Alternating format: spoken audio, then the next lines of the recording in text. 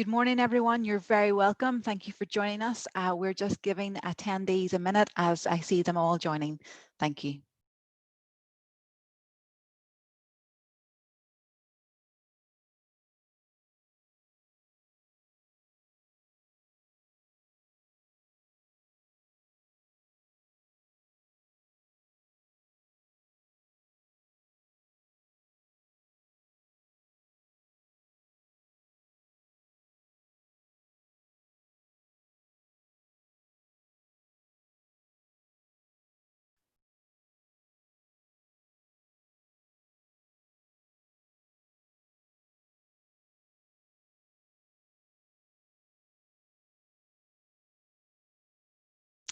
Good morning, everyone. You are very welcome this morning. Thank you for joining us. My name is Caroline Preston, and I would like to welcome you to the InterTradeIreland webinar today, the topic of which is HR issues for employers in Ireland. And our focus this morning is on helping businesses address the HR implications in respect of COVID-19.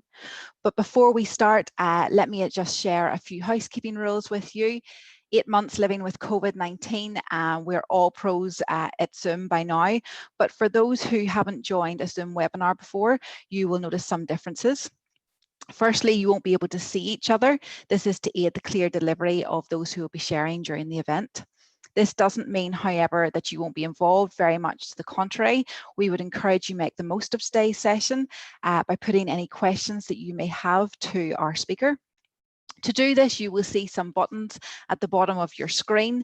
At any time during the event, you can use the Q&A box, which is located at the bottom of your screen, to type a question in, and then I will put these questions to our speaker in our live Q&A at the end of today's presentation.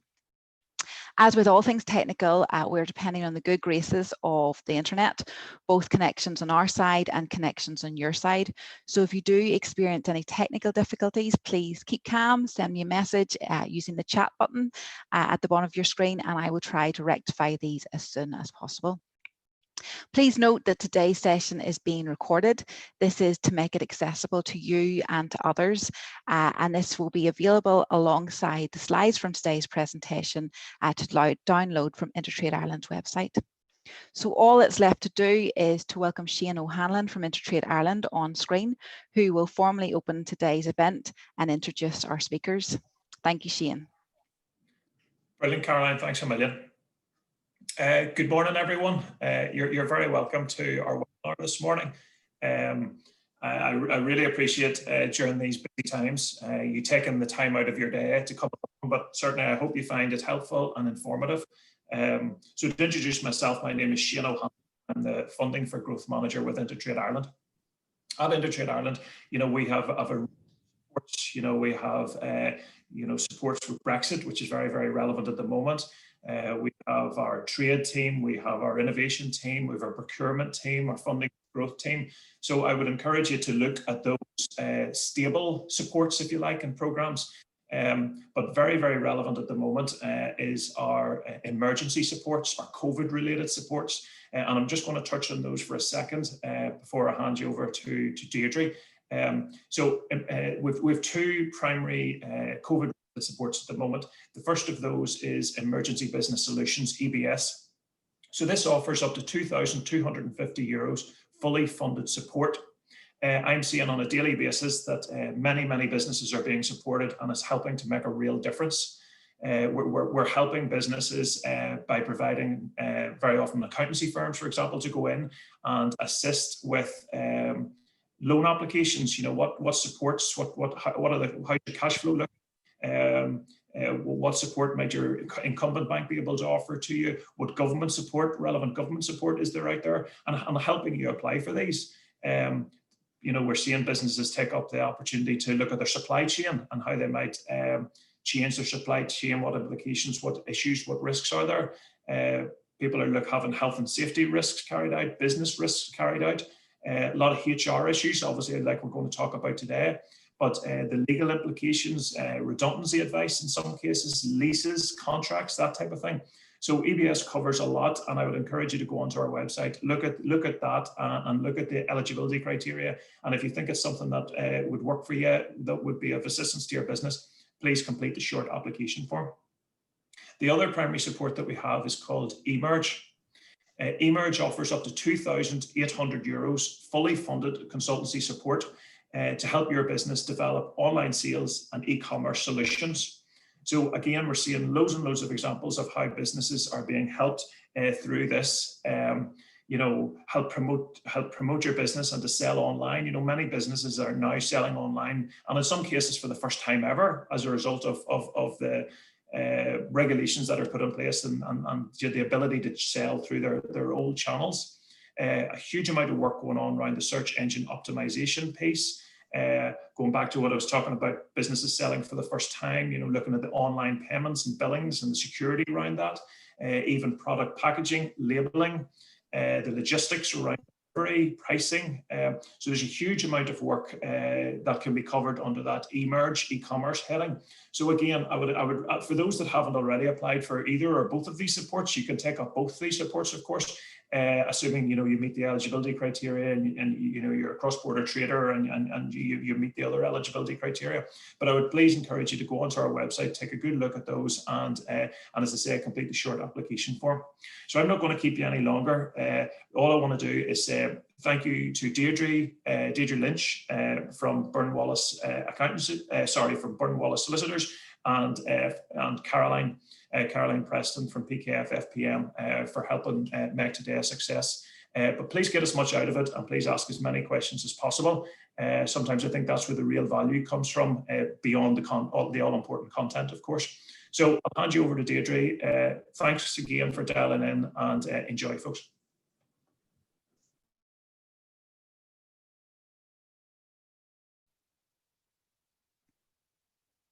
Thanks very much indeed for that, Shane. And I'm very pleased to be with you today to talk about many employment law issues which arise.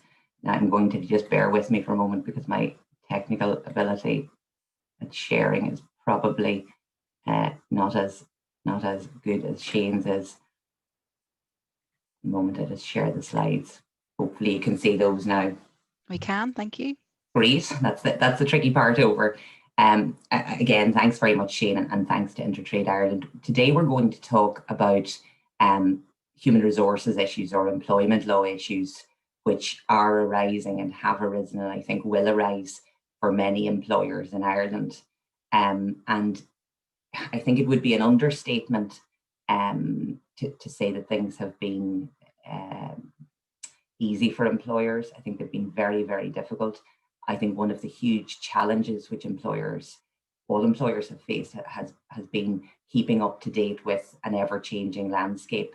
There have been very many changes to the employment law landscape since March, and very many unusual and irregular situations and queries have arisen. So it is very, very difficult. So if you're, as an employer, if you're feeling that things are difficult in terms of managing employment law issues, I think you're not alone.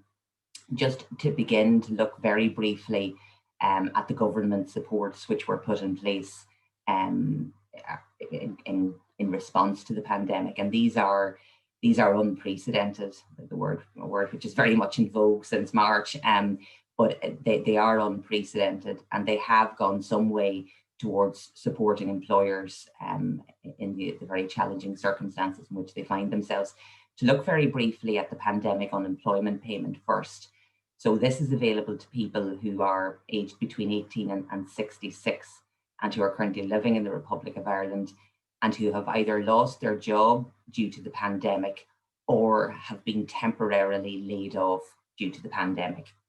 So you would think from the title of this particular payment that it really relates purely to unemployment. And when we think unemployment, we think, no job and no employment relationship, but it is available to people who are temporarily laid off.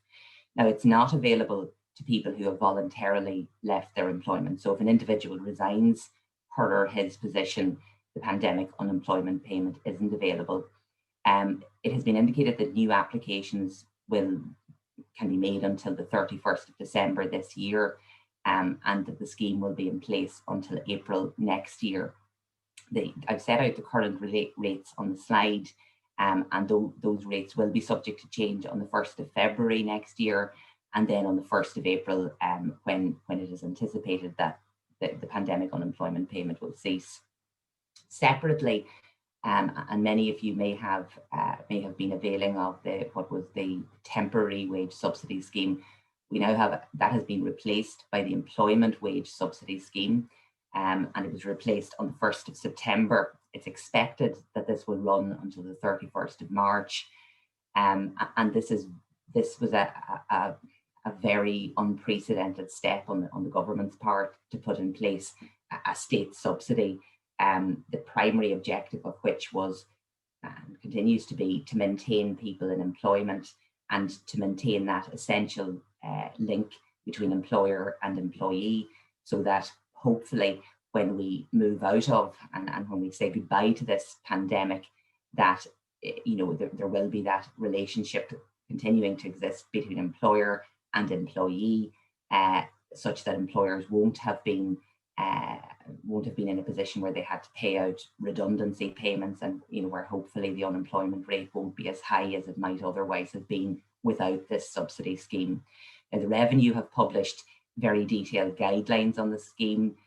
It's clear that the Minister for Finance may amend the scheme, and I think one of the overwhelming themes of the COVID and employment law at present is one of change. So it's very important to keep abreast of any changes which might be introduced to the scheme. So what does it do? It gives a subsidy to qualifying employers based on the number of paid and eligible employees on that employer's payroll. And there are essentially two conditions which must be met. So the employer must have tax clearance, and it must satisfy the 30% test. So what is that 30% test? And there are very, there are very helpful examples given in the Revenue guidelines, but in a nutshell, the 30% test says that the business must be expected to experience a 30% reduction in turnover or orders between the 1st of July and the 31st of December. And you look at that period as a whole, so you don't just look at single individual months. And that particular disruption, so that 30% decline, must have been caused by COVID-19. So in terms of the further detail on the scheme, so there is a requirement that the employer who is availing of the scheme conduct a review on the last day of every month, other than July 2020 and the final month of the scheme. And that's designed to ensure that the employer is continuing to meet the eligibility criteria. The basis of the scheme is one of self-assessment, and it's based on a declaration by the employer. So the Revenue Commissioners may, at some point in the future, undertake checks to ascertain whether or not a particular employer was eligible to have availed of the scheme. So it is important to maintain relevant records in order to be able to show your entitlement to avail of the scheme. I mentioned change earlier, and the rates of the scheme have changed as recently as within the last couple of weeks. And the reason for that was to align those rates more closely with the rates set out in the pandemic unemployment payment, because there was a little bit of a discrepancy, and it led to a slightly anomalous situation. So the current rates are as set out on that slide, but they may be subject to change. So to move away from those two schemes and to look more closely at some of the issues which arise in relation to the return to work. Currently in Ireland, we're at level 5. We all hope, I think, that level 5 will be lifted and will end on the 1st of December. We don't know whether that is going to happen or not. So as matters currently stand, unless you're working in an essential service or in an essential retail outlet, you don't have a reason, what's called, according to the legislation, what's referred to as a reasonable excuse to leave your home. So you should, if you can, you should be working from home, or indeed some employees maybe, if they can't, they may be on layoff at present. So when hopefully, as I say, level 5 is lifted and workplaces start to reopen, I think it's likely that many employees will either be reluctant to return to the workplace, or might even refuse to do so. And I think there will be many reasons for that refusal or reluctance. So you could have a situation where an individual has no particular reason to refuse to return to work, or no particular reason to be reluctant to return to work other than the pandemic. The employee is otherwise healthy, fit, not vulnerable in any way other than the normal vulnerability which we all carry. But where the person says, look, I'm really afraid to go back to work. I'm concerned about my health. I don't want to pick up this terrible disease. You could have a situation where someone is living with a vulnerable person, or where the employee himself or herself is in fact vulnerable because of some, for instance, age or some underlying medical condition. So the types of reason which will be advanced by employees will be many and varied, I think. And as a first step in trying to solve the dilemma which arises from someone saying, I'm not coming back to work in the workplace, the first step is to try and get to the bottom of what is the reason for that refusal. And only when you know that reason, and only when you're made aware of that reason, will you be able to decide on your next steps. Because in the first example that I gave, where someone is healthy, and where the refusal is not grounded on anything in particular, providing a degree of reassurance in that scenario, communicating with the employee, may be sufficient to calm their concerns. In other situations, if the person has a particular vulnerability, you may need to think about, well, is it feasible for this individual to continue to work from home? How could we facilitate that? And how might that work from a business perspective?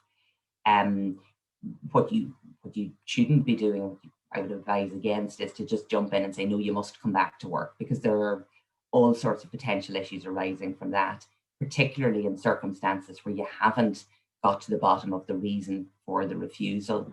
So, what in terms of the legal risks, again, a little bit like the reasons for refusing to return, the legal risks which might arise in relation to refusals to return to work and actions taken by the employer as a result of the employee's refusal, the potential legal risks there are varied also.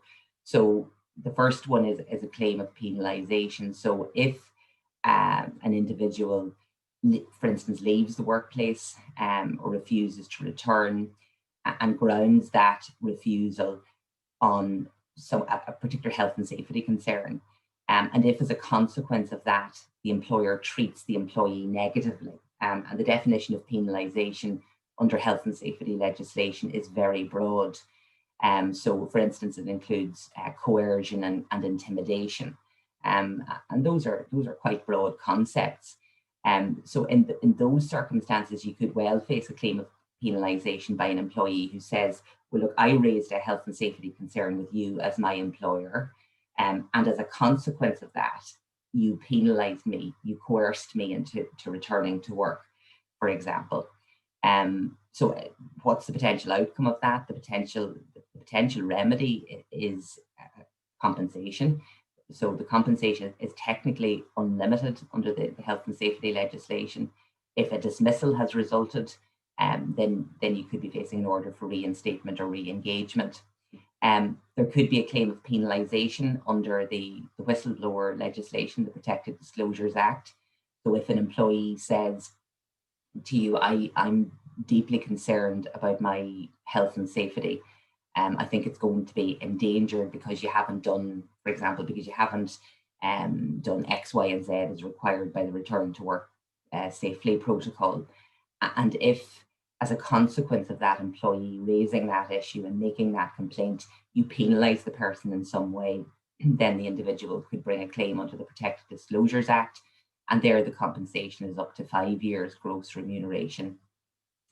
So other types of claim, there could potentially be a claim of discrimination under the Employment Equality Acts.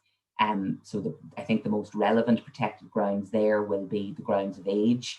and also the ground of disability, because age is quite relevant in terms of which risk category an individual falls into in respect of COVID-19, and as is disability, or vulnerability to by reason of an underlying medical condition. So an individual could say, for example, by your insistence on my returning to the office, to the workplace, and by your not accommodating me in working from home, you have thereby discriminated against me. You've treated me less favourably by reason of my disability. And the definition of disability under the Employment Equality Act is very, very broad. There, the potential compensation is up to 2 years gross remuneration. So it's not an insignificant potential legal risk.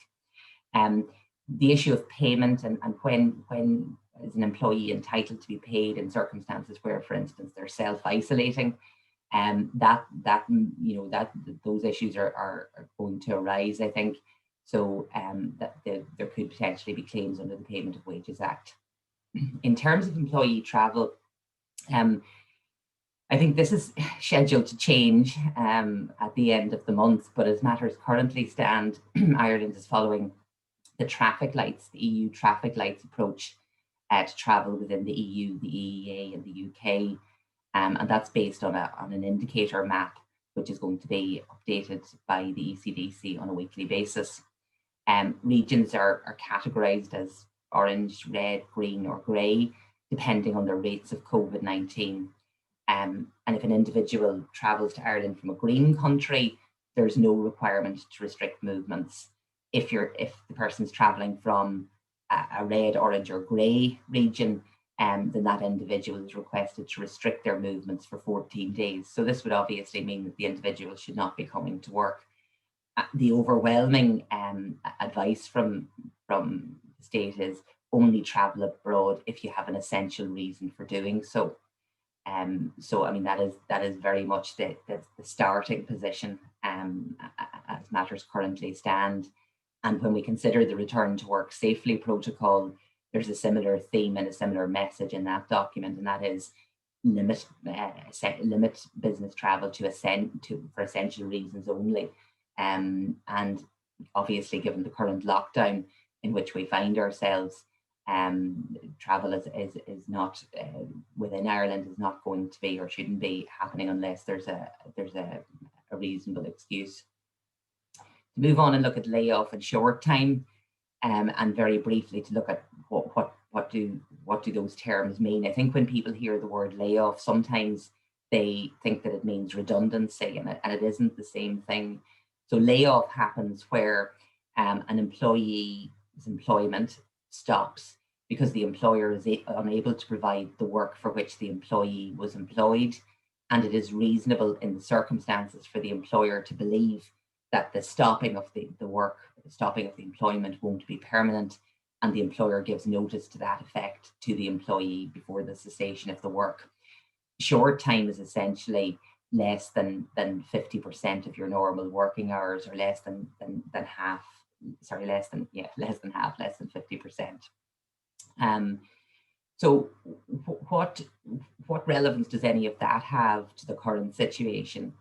As matters stood before this pandemic and before the law changed, an employee who was laid off or kept on short time could claim a statutory redundancy payment under the Redundancy Payments Act in certain circumstances.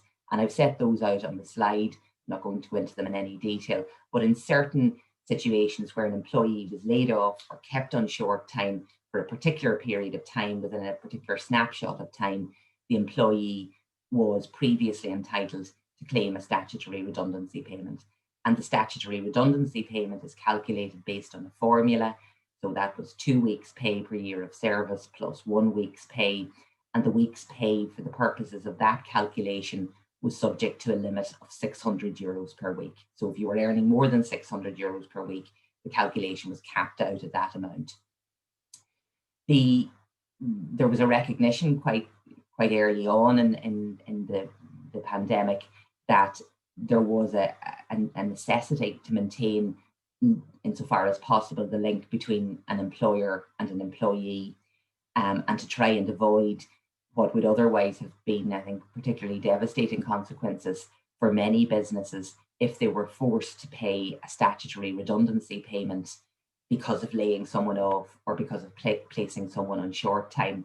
It was recognised that that could have led to a lot of businesses becoming insolvent and closing permanently.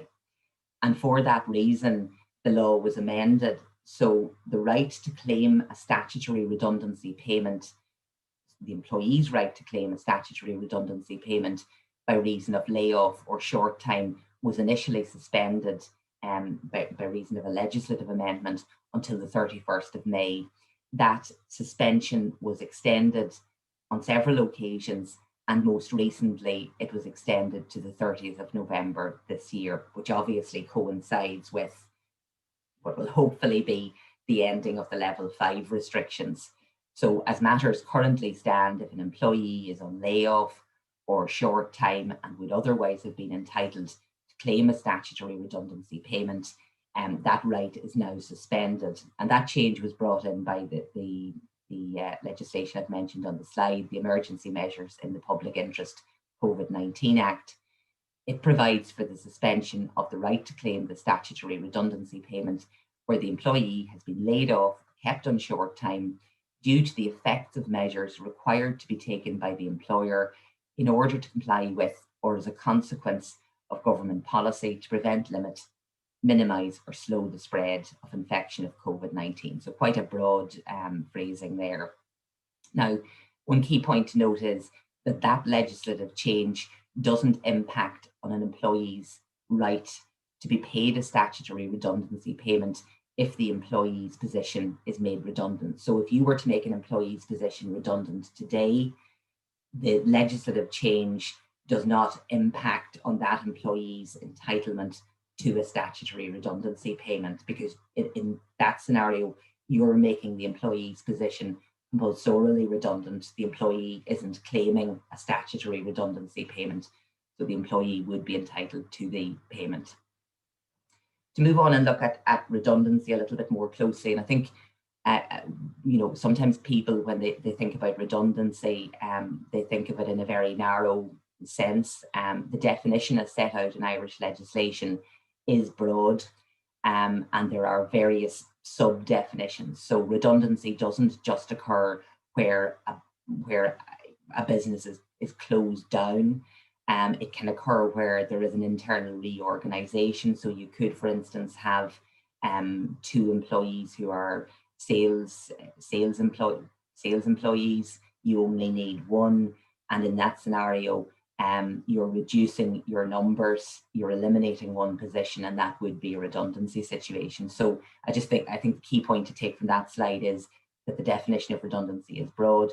What you do need to be very careful about is that if you are proposing to implement redundancies, you need to ensure and take advice to ensure that what you're proposing to do does fall within the statutory definition of redundancy. Because a defence under the unfair dismissals legislation will only be available in circumstances where there is a redundancy as defined in Irish law. I suppose to summarise what the key elements of the definition of redundancy are, they are impersonality and change. So impersonality, it is the position which is redundant, it's not the person, or it should be the position which is redundant and not the person. And you need to be particularly careful if you're implementing redundancies and you think that there might be a vulnerability to that impersonality piece. So if an individual, and very often individuals say, well, the reason for the termination of my employment has nothing really got to do with redundancy, or it's not wholly or mainly related to the redundancy of my position.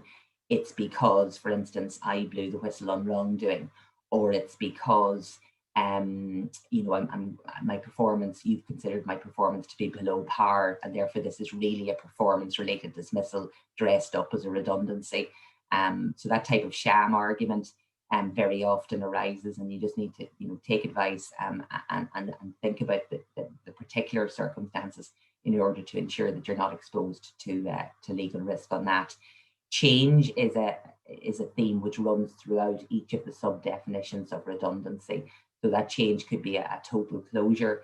That change could be an employer saying, instead of 2 people fulfilling X position, it looks like we only need 1 person doing that particular position. Selection may or may not be an issue when you're implementing redundancies or when you're looking at implementing redundancies. So if you're proposing to make a position redundant and it's a standalone position, in other words, if there's just one role that does that particular function, that role is not interchangeable with any other role within the organization, then there's no need to engage in a selection process because that is just a standalone redundancy situation. If, on the other hand, you have 2 or more individuals who are fulfilling the particular roles in question, so let's say you've got 3 sales managers, you're looking at reducing your overheads, and you consider that it may be possible by reason of a shrinking in the workload to conduct your business with 2 sales managers, then you need to undertake a selection process. And that's something which needs to be planned and handled with care. The risks where you get it wrong are under the Unfair Dismissals Acts or under the Employment Equality Acts. So that the criteria which you use to select individuals for redundancy need to be objective. So, for instance, you shouldn't be relying on selection criteria like performance, because performance is an inherently subjective criterion.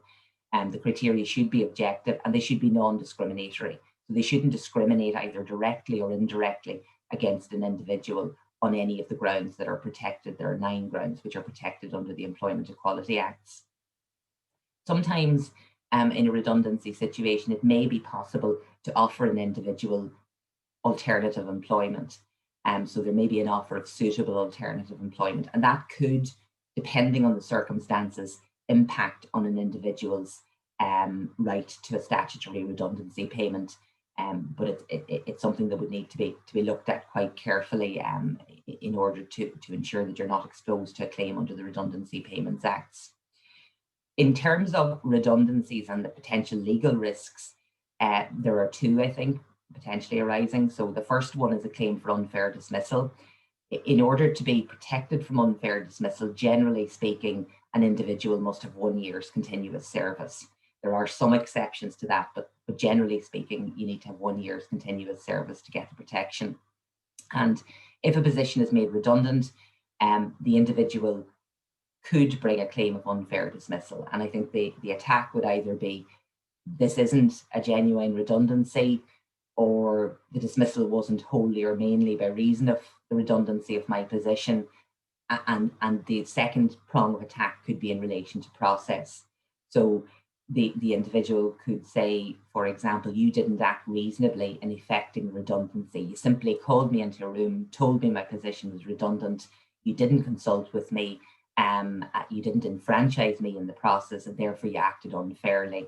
And if an individual succeeds in claiming unfair dismissal, the most common remedy is compensation, and the compensation is up to 2 years gross remuneration. Now that's based on financial loss, both actual and future, but subject to that cap of 2 years gross remuneration. There is an obligation on employees to go out into the marketplace and try to secure alternative employment. Now, clearly, in recessionary times, it will be more difficult for individuals to secure an alternative role and to thereby mitigate their loss. And what that translates to in an unfair dismissal context is potentially bigger awards of compensation. The second potential claim would be a claim of discrimination. So an individual could say, for instance, the selection criteria which you used were discriminatory, and bring a claim under the Employment Equality Acts. There, the potential compensation is up to 2 years gross remuneration as well, but it's not based on financial loss. So under the Employment Equality Acts, the compensation is compensation for the effects of the discrimination, and that's not based on financial loss.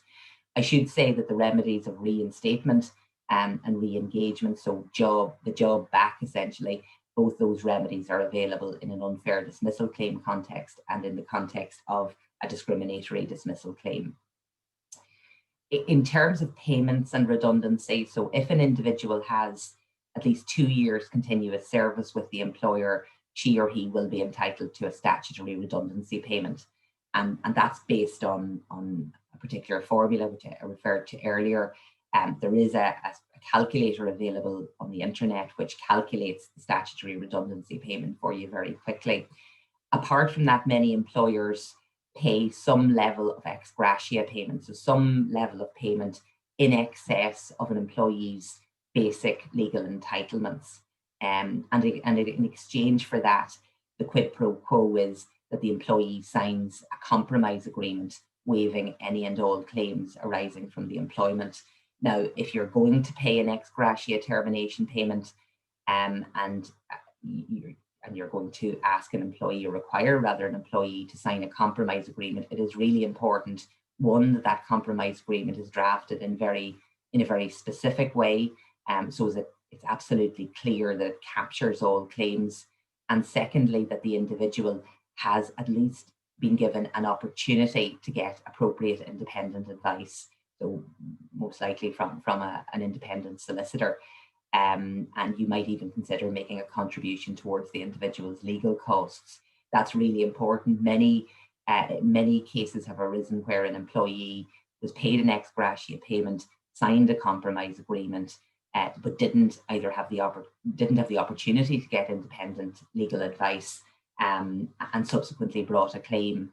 And courts and tribunals have held in many cases that those claims could proceed notwithstanding the signing of the compromise agreement, because the individual was able to say, well, I didn't know what I was signing, I'm not a lawyer, I didn't understand it, and therefore my consent to that agreement wasn't a fully informed one.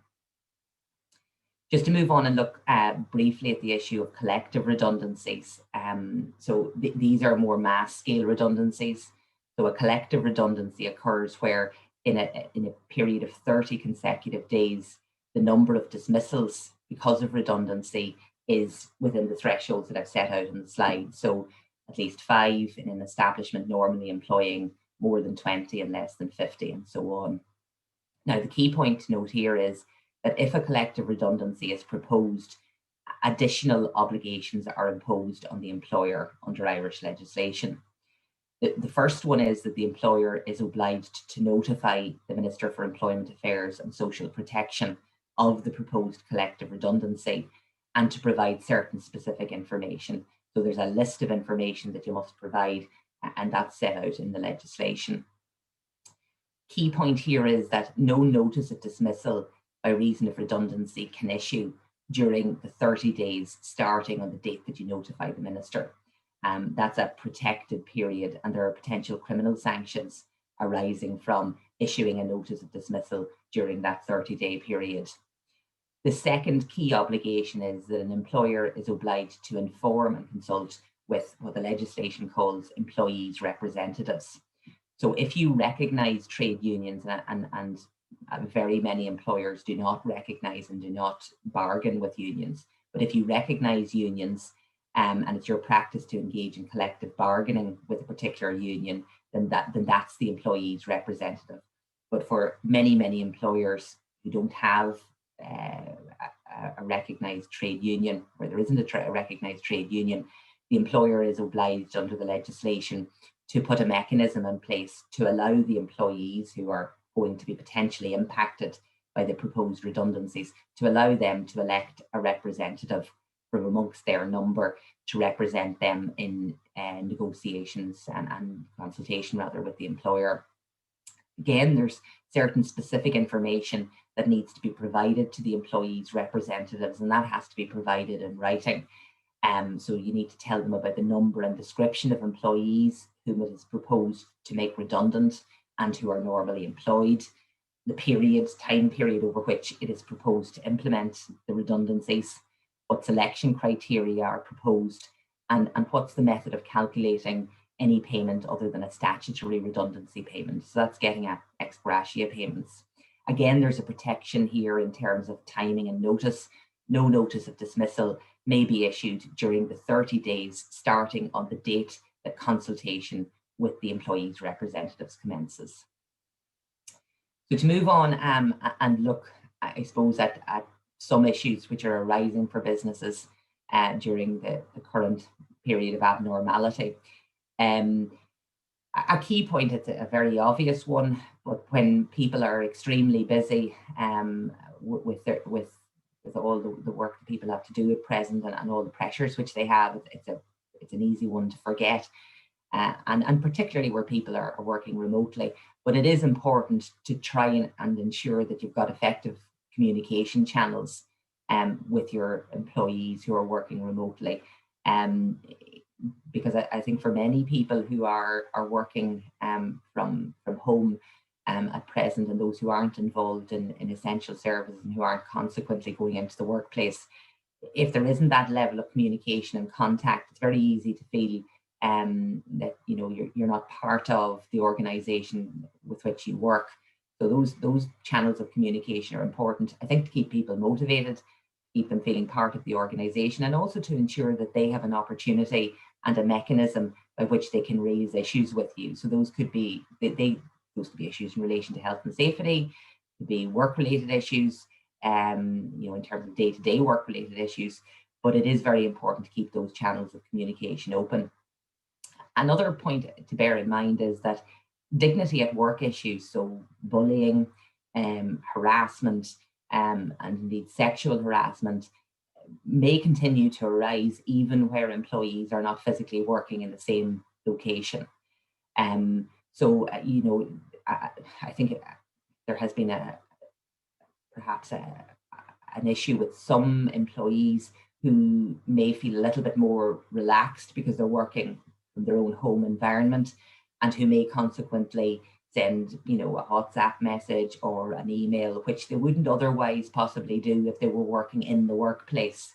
And that email or that WhatsApp message, depending obviously on its content, could cause offence to someone by reason of their age or their religion or their sexuality or any of the other protected grounds. So it's important to be live to that potential issue, because that could potentially be a costly issue for the employer if ultimately a claim were brought perhaps under the Employment Equality Acts, or indeed in severe cases a personal injury action. Grievances and disciplinary issues, those obviously are continuing to arise and will continue to arise even though very many people are working remotely. And the fact that people are working remotely doesn't necessarily mean that a grievance procedure cannot proceed or that a disciplinary process cannot proceed. There are issues, I think, which you need to consider if you're going to conduct those processes remotely. So can you do it fairly? Can you do a full and fair investigation remotely? What's the technology like? How will you conduct the meetings? Doing them over a telephone call, I think, will not be as effective as doing them via a video link. How will you share documents? And all of those are particularly important in the context of grievance and discipline, and particularly disciplinary procedures, given that individuals have very significant rights to fair procedures under Irish law. One point to touch on is working hours, and many newspaper articles, many surveys seem to suggest that people are working longer hours where they're working from home than they would if they were working in the workplace. One big challenge, I think, for employers is recording working hours. And there are very specific and detailed obligations under Irish legislation with regard to recording hours of work and breaks. And they're challenging to comply with, and they're very detailed. So that's a separate conversation probably, but you do need to bear in mind your obligations. And if you're not recording hours, then you need to put in place a mechanism whereby you can ensure that you're complying with the various record keeping requirements. I think for the purposes of the current situation in which we find ourselves, it's important again to communicate with staff and to emphasize to them the importance of taking their breaks during the working day, the importance of taking time away from the screen, the importance of taking their annual leave. in order to ensure that that's highlighted to staff and that they consequently do so. In terms of managing change and employment concerns, there have been many forms and very dramatic forms of change engendered by COVID-19. So many individuals have had their remuneration changed. There have been, and will continue to be, I think, changes to working patterns. There may be, in organisations, there may be redundancies if they haven't happened already at some point in the future. And certainly very dramatic changes to the physical environment in which people work by reason of the necessity to comply with the return to work safely protocol. And again, I mean, I think in terms of managing change, consultation and communication are going to be key. No two situations are going to be the same. And I think in a lot of instances, probably the best advice is hasten slowly and think before you act, because there is the potential for various forms of legal risk to materialise. And I think if you move in a more deliberate and thoughtful way, you can minimise the potential fallout. Training, the return to work safely protocol from a health and safety perspective advocates and various forms of training. So training of the lead worker representative, training for staff, induction training and so on. But quite apart from that health and safety aspect, I think it's important to consider, to stand back and think, well, are there any other forms of training which I could provide to staff or which staff currently need? So in very many instances now, we have managers who are managing people remotely. And that for most people, I think, for many people at least, will be a very brave new world and a very different method of operating. And consequently, many managers may need training or assistance or support in order to support them in ensuring that their management is as effective as it would be if they were in the physical workplace. So I think employers need to try and be as proactive as they can in terms of identifying training needs and ensuring that necessary or relevant training is provided to staff as and when required. It's very difficult to set out best practice because the situations which have arisen and are likely to arise in relation to COVID-19 and employees and employment law issues are so many and so varied that it's very difficult to set out, well, what is best practice. I think if you're in, before we even look at the bullet points, if you're in a situation which you haven't been in before, and many of you will be in that type of scenario, and if you're facing what looks like a tricky legal conundrum, I think it's very important that you don't act with haste and that you do take appropriate advice to ensure that you're minimising the potential legal risks, which I talked about earlier, be they the unfair dismissal claims or the Employment Equality Act claims or protected disclosures. So there are many types of very significant legal risks, so consequently a necessity to act deliberately. Maintaining communication with employees is really key. Reviewing and amending existing policies and procedures where necessary. So you may, for instance, wish to amend your annual leave policy. If you have an annual leave policy, you may need to look at your sick leave policy. So those are policies which may need to be reviewed, and indeed your grievance and disciplinary procedure policy may also need to be reviewed and updated. This is the next one is the most challenging one, I think, and I certainly as an employment law specialist have found this to be a challenge, and that is keeping up to date with the relevant changes. I mean, every day when you look at the headlines, there's another change which impacts on, or potentially impacts, or is going to impact on employment law and employees, and indeed public health advice. But it is important insofar as you possibly can to try and keep up to date with relevant changes, be they public health, be they the scheme if you're availing of it, and indeed occupational health and safety issues. And the last one, and I think this applies regardless of the pandemic, is to be as proactive as possible in identifying issues that need attention and then giving them that attention, because that can and very often does enable an employer to at least reduce the risk of legal liability, if not eliminate it. I've just set out on the next slide some useful websites. So the Health and Safety Authority, you'll get a lot of very useful information on that website in relation to remote working, and also in relation to the templates and checklists which you need to use in order to comply with the return to work safely protocol when we're hopefully all returning to work in the near future. Gov.ie, the Government of Ireland's website, has a lot of very useful information from various government departments.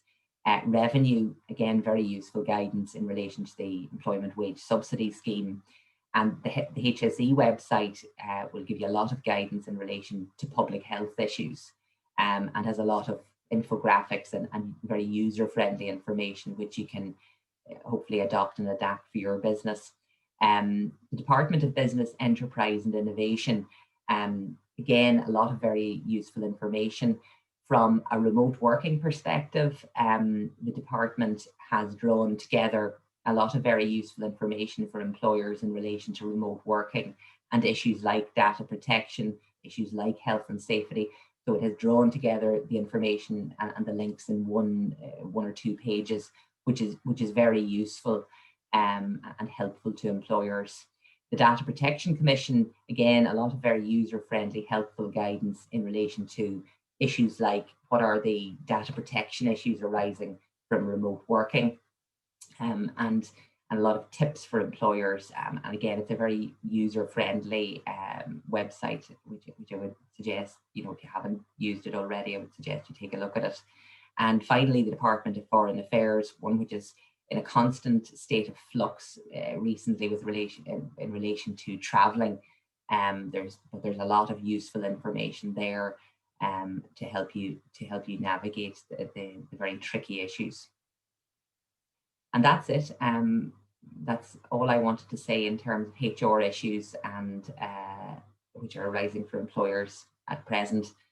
I'm not sure if anyone has any questions. Hi Deirdre, thank you so much. Can you see me okay? Yes. I can. So thank you. It was obviously a very complex subject, but you've brought lots of clarity to us. Thank you. At this stage, we do have questions and I'm going to open the floor. You do still have time if you want to send us through some more questions in the Q&A box. This morning's topic is very confidential, so I will not release the names of those who have sent in questions. And it's also important to note that Deirdre will try to signpost and provide pointers as best she can, but it should not be adopted as legal advice. For this, you should either contact Deirdre post-event or your own personal advisor. I've put in the email address in the chat if you have any questions. So straight on to question one. Does the existence of the employment wage subsidy scheme have any relevance to whether or not an employer contemplates redundancies at this time? That's for you, Deirdre. Yeah, I think it does have relevance. I mean, the key in any dismissal in Ireland, be that a dismissal by reason of redundancy or a dismissal for some other reason, the reasonableness of the employer's actions in effecting that redundancy are key to whether or not the employer is going to be in a position to defend an unfair dismissal claim. And redundancy should be very much a last resort.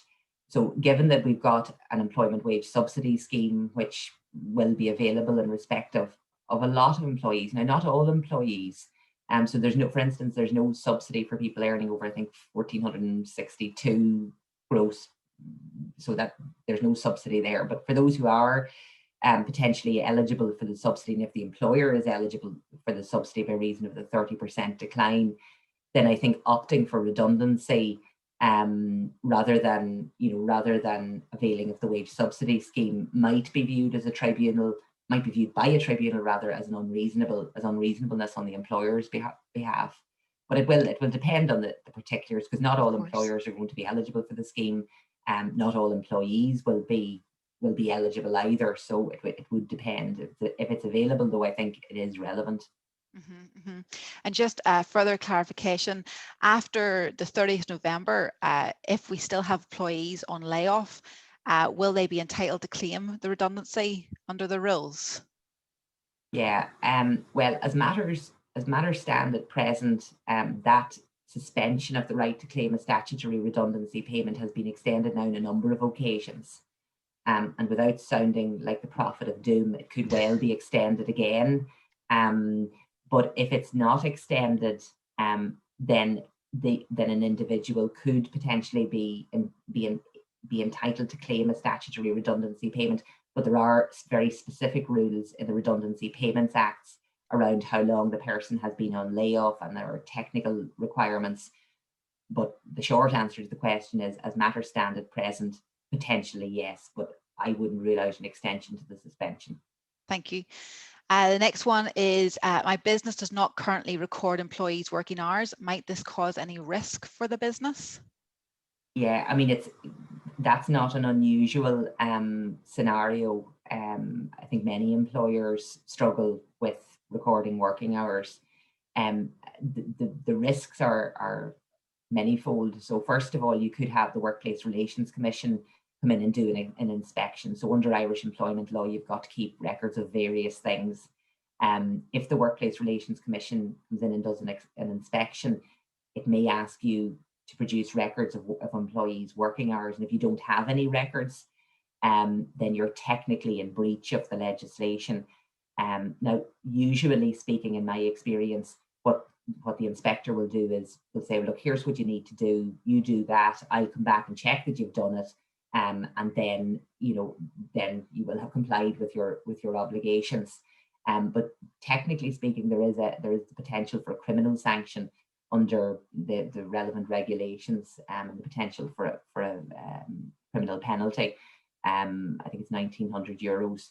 But apart from that, I think the risk is if you're not recording working hours, and let's say someone brings a claim under the Working Time Act and says, I've been consistently required to work or permitted to work 60 hours per week, that's in breach of the Working Time Act. And if you don't have any records to defend your position, then you're going to find it very difficult to defend a claim under the Organisation of Working Time Act.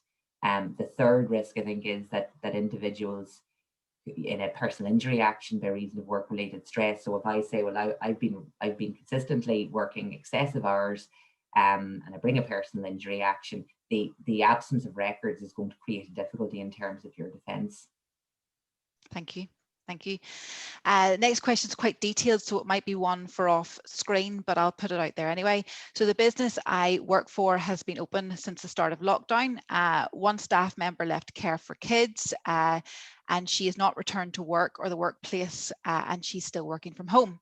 So neither her kids are back to school. I still don't think she plans to come to work, and it turns out that the other people have been quite capable of filling in the job. So does that mean that her position is now redundant in some aspects? Sorry, that is quite a detailed one.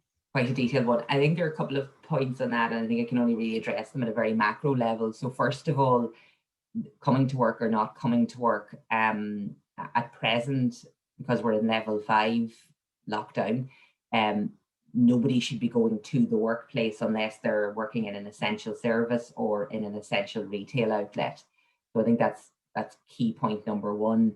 Point number two, as to whether or not there is a redundancy situation, I think that would need to be, I mean, it seems from what the questioner is saying that, that there is the potential for there to be a redundancy situation, but I think caution would need to be exercised and advice would need to be taken in relation to whether, for example, any issues of selection arise.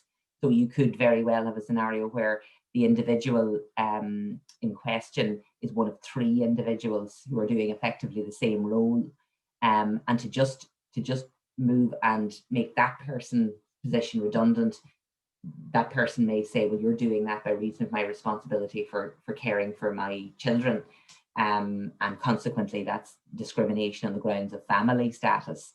So it's one that would need to be handled with caution. You need to look at whether there are selection issues, and think about that. Thank you so much, Deirdre. On that note, I am conscious of time. We're at 11 o'clock, so I'm going to wrap up the Q&A session there. I have put in the chat the email address for those who have questions post-event. Please use that, Covid Support at InterTradeIreland.com, and that will be responded to by the relevant person. Thank you so much for your time today, both to Deirdre, to Shane, and those who have attended the session. We hope you found it useful as you continue to operate under the unique circumstances imposed by COVID-19. So really all that I have left to say is thank you for joining us and stay safe.